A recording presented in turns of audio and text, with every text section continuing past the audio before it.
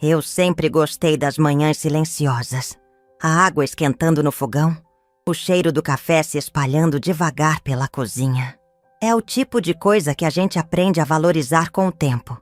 Mas naquela terça-feira, o silêncio era outro. Não era paz, era pressentimento. Meu nome é Áurea, tenho 74 anos e carrego muita coisa que nunca disse em voz alta.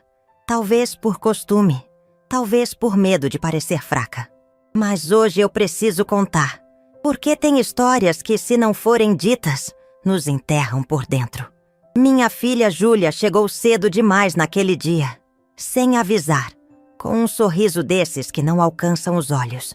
Estava bem arrumada, cabelo preso, blazer claro, daquele tipo que ela usa quando quer parecer convincente. "Mãe, vamos fazer aqueles exames que você vive adiando?" Ela disse com a voz doce demais. Estranhei, claro, mas me vesti, porque apesar de tudo, ainda era minha filha. O caminho até a tal clínica foi desconfortável. Ela mantinha as mãos firmes no volante, olhos fixos na pista. Quase não falou. E quando falava, eram frases curtas. "Você vai gostar do lugar. Tem um jardim enorme. Os médicos são ótimos." Frases que agora vejo não eram sobre exames. Eram sobre permanência. Foi só quando descemos do carro que entendi. O prédio era alto, com janelas estreitas demais para uma clínica comum. Havia seguranças. Uma placa discreta de Centro de Reabilitação Psicológica Avançada. Meu estômago revirou. Tentei recuar, mas 2 funcionários se aproximaram com firmeza educada. E Júlia simplesmente entregou os papéis. "Está tudo autorizado", ela disse. "É para o bem dela." Ela, como se eu não estivesse ali. Como se eu tivesse deixado de ser pessoa e virado uma responsabilidade legal. Fui levada para dentro sem escândalo. Não gritei. Só olhei para ela uma última vez. E por um instante, vi um traço de culpa nos olhos dela. Mas foi rápido. Logo ela se virou e foi embora. Sem um beijo. Sem sequer dizer "até logo." A primeira noite foi fria. As paredes brancas, o barulho metálico da porta, o som dos passos uniformes dos técnicos. Me senti pequena, deslocada e, ao mesmo tempo, furiosa. Não só pelo que ela tinha feito, mas porque, no fundo, parte de mim já sabia que um dia isso ia acontecer. E mesmo assim, segui amando como se não fosse. Na manhã seguinte, fui chamada para uma avaliação com o diretor clínico. Entrei na sala com o corpo duro, preparada para ser julgada, interrogada. Mas o que encontrei me desmontou.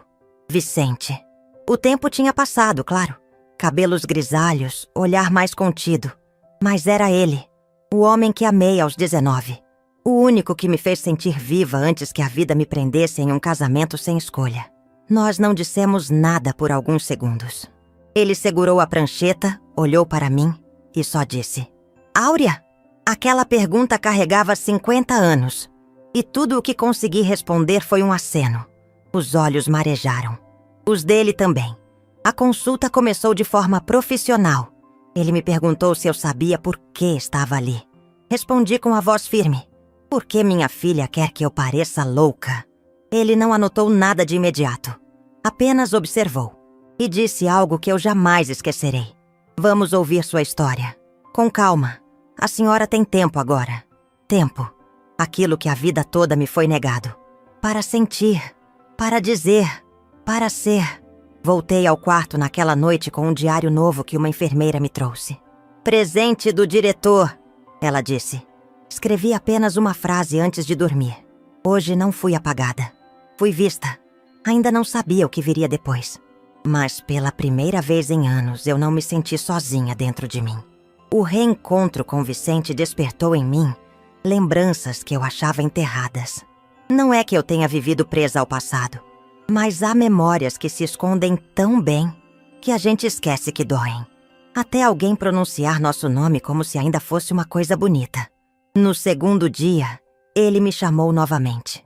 Nada de jaleco, nada de formalidade. Estava de suéter escuro, óculos pendurado na gola da camisa. Me esperava na mesma sala, mas dessa vez com as janelas abertas. Entrava um cheiro de eucalipto de algum lugar do jardim. Um cheiro antigo, familiar. Sentei devagar.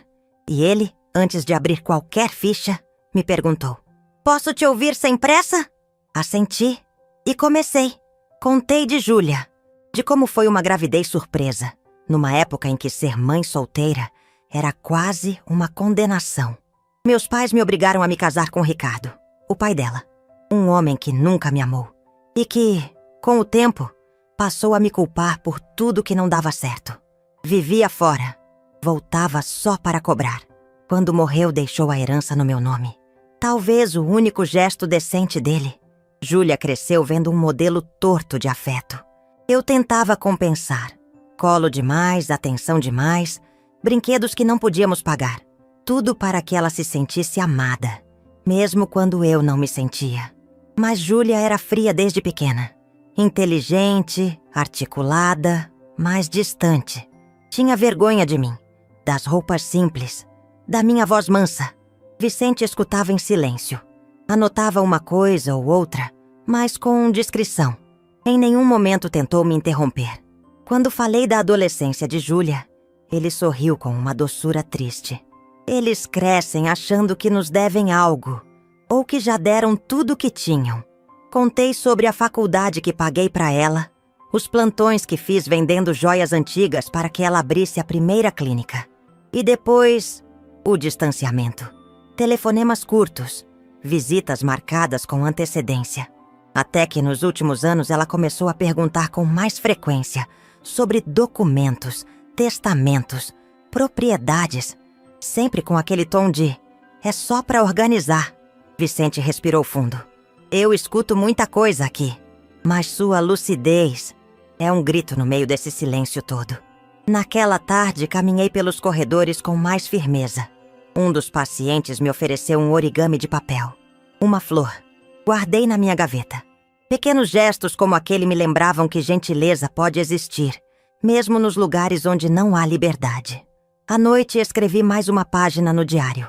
Falei sobre meu pai, que nunca aceitou meu namoro com Vicente, por ele não ter futuro.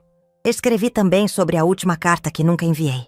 Uma carta que escrevi aos 20 anos para Vicente, contando que ainda o amava, que casei forçada, que pensava nele toda vez que via as folhas caindo no outono.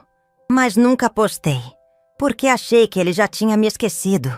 Descobri ali, naquela sala de avaliação, que ele nunca esqueceu. "Por que nunca me procurou?" Perguntei, antes de ir embora. "Porque achei que você estava bem, casada, com filha, com vida feita. E eu achei que você tinha me odiado por ter sumido." Ele sorriu.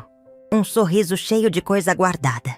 "Talvez seja por isso que a gente está se reencontrando agora. Com tempo, com verdade." Na terceira sessão, ele me entregou um bloco de papel e disse: "Quero que você escreva o que faria se pudesse escolher sua vida hoje. Sem limites, sem culpas." Passei dias escrevendo. Não sobre riquezas nem viagens. Escrevi sobre silêncio, sobre paz, sobre uma casa pequena, plantas em janelas, pão assando no forno. Vicente riu quando leu. "Isso não é sonho, Áurea. Isso é recomeço." Júlia apareceu 2 dias depois, acompanhada de um homem engravatado. Disse que veio ver como eu estava me adaptando. Mas o olhar era de quem esperava ver alguém em ruínas. Eu a recebi de pé. Cabelo preso, batom discreto, olhos firmes. "Está me achando lúcida demais, filha?" Ela não respondeu. Apenas cruzou os braços. "Quem é esse?" Perguntei, apontando para o advogado. "É uma consulta jurídica, só para garantir que tudo esteja nos conformes." Vicente estava ao lado. Não interveio, mas observava cada gesto dela. Como um médico, mas também como um homem que conhecia de longe os sinais de frieza disfarçada. "Está assim, nos conformes", respondi. "Inclusive, estou revendo alguns documentos antigos. Inclusive o meu testamento." O rosto dela endureceu. E pela primeira vez, ela pareceu perceber que eu não estava tão só quanto pensava. Aquela noite, adormeci com o cheiro de eucalipto entrando pela janela. Vicente havia deixado um raminho na cabeceira da minha cama. Não disse nada. Só deixou lá. E eu entendi.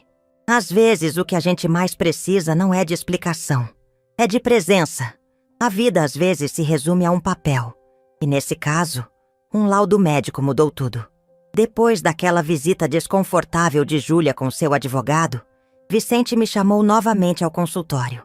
Estava mais sério do que o habitual. Sobre a mesa havia uma pasta de couro, simples, com meu nome impresso em dourado na aba. Eu preparei um laudo completo sobre a sua condição, Áurea. Detalhado, técnico. Mas claro, se você quiser pode apresentá-lo a qualquer autoridade. Ele não apenas atesta a sua plena capacidade cognitiva. Ele prova que a tentativa de internação foi indevida.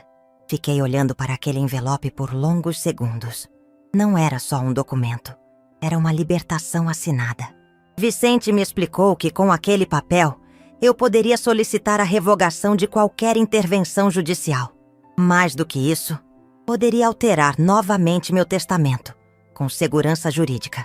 Pela primeira vez em semanas, senti que tinha as rédeas da minha própria história nas mãos. Você acredita mesmo que eu estou bem, Vicente? Ele sorriu sem hesitar. Eu sei que você está. Sua lucidez é o que manteve sua alma em pé, mesmo quando tentaram dobrá-la. Naquela tarde, sentei no jardim da clínica com o laudo em mãos. Li cada parágrafo como se fosse uma carta de amor, escrita pela vida, dizendo que eu ainda podia ser dona de mim. Voltei para o quarto e escrevi meu plano. Não era vingança, era proteção. A primeira coisa que fiz foi ligar discretamente para um antigo conhecido, Jorge, tabelião aposentado, que já havia trabalhado com meu marido. Pedi discrição. Combinei um encontro assim que saísse da clínica. Queria um novo testamento. Um definitivo. E dessa vez, sem Júlia. Na semana seguinte, com o apoio de Vicente e de um assistente jurídico da própria clínica, redigi um novo documento. Nele, eu deixava tudo o que tinha. Casa, aplicações, uma pequena propriedade no interior. Para uma ONG que cuida de senhoras idosas abandonadas por suas famílias. Escrevi também uma carta de próprio punho, que anexei ao testamento. Nela contei minha história. Não como justificativa, mas como memória. Porque se algum dia alguém duvidasse da minha escolha, que ao menos soubesse a dor que a motivou. No fim da carta, uma frase me escapou sem que eu planejasse. Não é herança o que se dá por obrigação. É memória o que se entrega com verdade. Alguns dias depois, fui liberada da clínica. Vicente fez questão de me acompanhar até o portão. Não disse adeus, apenas me olhou e disse: qualquer coisa, meu número não mudou. Senti uma paz tão estranha naquela despedida. Paz com o que ficou, com o que foi, com o que viria. Quando cheguei em casa, tudo parecia igual, mas eu não era mais a mesma. A mesa de jantar onde tantas vezes esperei por visitas que nunca vieram. As fotos da parede em que Júlia sorria, apenas nas poses. O armário com documentos antigos, entre eles o testamento anterior, aquele que ela tentou forçar a revogação. Abri uma gaveta e coloquei os dois testamentos lado a lado. O antigo, escrito com esperança. O novo, escrito com consciência. Naquela noite, dormi com a sensação de que, pela primeira vez em anos, minha história estava no lugar certo. Nas minhas mãos. Júlia ligou 2 dias depois. Perguntou como eu estava. Fingiu preocupação. Estou bem, filha. Melhor do que estive em muito tempo. Você está sozinha? Sorri. Olhei ao redor. A casa vazia de pessoas, mas cheia de mim. Sim, e pela primeira vez, é uma solidão que não machuca. Ela desligou rápido. Não houve mais ligações por semanas. Mas eu sabia. Ela ainda pensava no que viria. No que receberia. Ou, agora, no que não mais teria. Guardei o laudo dentro do diário, junto à flor de origami que ganhei de um paciente. Ao lado de uma página escrita em letras firmes. Fui julgada como louca por amar demais. Hoje sou livre por ter amado com lucidez.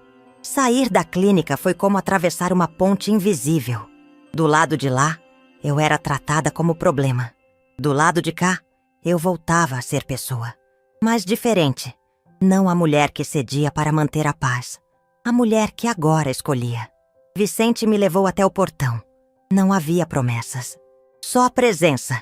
Ele segurou minhas mãos por alguns segundos antes de soltá-las e disse: "Vá viver do seu jeito, Áurea. Isso já é muito mais do que a maioria consegue." Fui direto para a casa. A mesma onde Júlia cresceu, onde plantei flores que ela nunca regou, onde celebrei aniversário sozinha com bolo pequeno e vela improvisada. Era uma despedida sem barulho. No dia seguinte, liguei para sua corretora. Coloquei a casa à venda. Discretamente. Em 20 dias, a venda foi feita. Sem aviso à filha. Sem consulta a ninguém. Aluguei uma casinha simples numa cidade vizinha. 2 quartos, varanda com rede, cozinha pequena com azulejos antigos. A moça da imobiliária me olhou surpresa quando disse que queria um lugar com sol de manhã. Era o que eu mais sentia falta. Luz entrando cedo. Vicente me ajudou na mudança. Chegou com uma caixa nas mãos e disse: "Essas são suas plantas. Salvei do consultório." Dentro estavam 2 samambaias, uma mini orquídea e um vaso de alecrim. Ficaram na janela da cozinha. Júlia apareceu no novo endereço 2 semanas depois. Descobriu por um e-mail automático do banco. Acesso que ainda tinha, mas que eu logo revogaria. Bateu à porta no meio da tarde com o rosto tenso e os olhos avermelhados. "Mãe, você enlouqueceu? Vendeu a casa sem me avisar?" Abri a porta. Não sorri, mas não fechei. Enlouqueci quando achei que você ainda me via como mãe, e não como chave de cofre. Ela entrou. Olhou em volta, desprezando cada móvel simples, cada detalhe faz improvisado. "O que é isso? Essa casa? Você vai viver aqui agora? Sozinha?" Sentei na cadeira de palha e respirei fundo. Sim, aqui tem o que me faltava na outra. Paz. Isso tudo é por causa do testamento? Olhei para ela. Pela primeira vez, não vi minha filha. Vi uma mulher assustada com a ideia de não controlar tudo. Uma mulher que nunca aprendeu que amor não se herda, se constrói. Isso tudo é porque eu cansei de ser figurante na minha própria vida. Ela não respondeu. Baixou os olhos. Talvez pela primeira vez em anos. Você está me punindo. Não, Júlia. Estou me escolhendo. O silêncio entre nós era denso, mas não hostil. Era o tipo de silêncio que diz tudo o que não foi dito por uma vida inteira. Ela saiu sem se despedir. E, curiosamente, eu não chorei. Não senti raiva, nem alívio. Só um vazio bom, daquele que prepara espaço para o novo. Nos dias seguintes, reorganizei a vida. Mudei senhas, encerrei contas conjuntas, escrevi cartas de agradecimento aos poucos amigos que ainda se lembravam do meu aniversário. Comprei um rádio antigo, desses de botão, e coloquei para tocar boleros enquanto cozinhava. Vicente vinha às vezes. Trazia pão de queijo, chá de hibisco, revistas velhas de arquitetura. Não falávamos sobre futuro. Só sentávamos na varanda e víamos o entardecer em silêncio. Aquele tipo de silêncio que não dói, que abraça. Certa noite ele me perguntou: "Você ainda pensa nela?" Pensei antes de responder. Penso, mas agora sem me culpar. Isso já é liberdade, Áurea. Assenti e olhei para o céu. Pela primeira vez em muito tempo, não vi tempestade. Acordo todos os dias antes do sol. Gosto do silêncio das 5 da manhã. A casa respira comigo. Os móveis não rangem. As plantas parecem cochilar. E o cheiro de café começa a subir como uma prece. Na parede da cozinha pendurei um quadro com a frase que escrevi no diário meses atrás. Fui julgada como louca por amar demais. Hoje sou livre por ter amado com lucidez. Minha rotina é simples. Cuido do jardim. Escrevo cartas para mim mesma. Ouço música antiga. De vez em quando Vicente aparece com frutas da feira ou algum disco de vinil. Não falamos do que fomos. Falamos do que ainda somos. 2 sobreviventes de um tempo que nos queria calados. Certa manhã decidi visitar a ONG que escolhi para deixar minha herança. Queria conhecer os rostos. Saber onde, um dia, meu nome ecoaria com respeito. E não com ressentimento. O lugar era singelo, mas vivo. Mulheres com cabelos brancos e olhos atentos tricotavam, liam, riam de si mesmas. Uma delas me ofereceu chá antes mesmo de eu dizer meu nome. Era como chegar em casa. A coordenadora me recebeu emocionada. Quando soube quem eu era, abraçou-me com força. Seu gesto vai mudar muitas histórias, Dona Áurea. Sorri sem dizer que quem mais precisava mudar de história era eu mesma. Na volta para casa, sentei à beira do lago que fica no fim da rua. Vicente chegou sem avisar, como sempre. Trazia 2 pães de mel embrulhados em papel manteiga.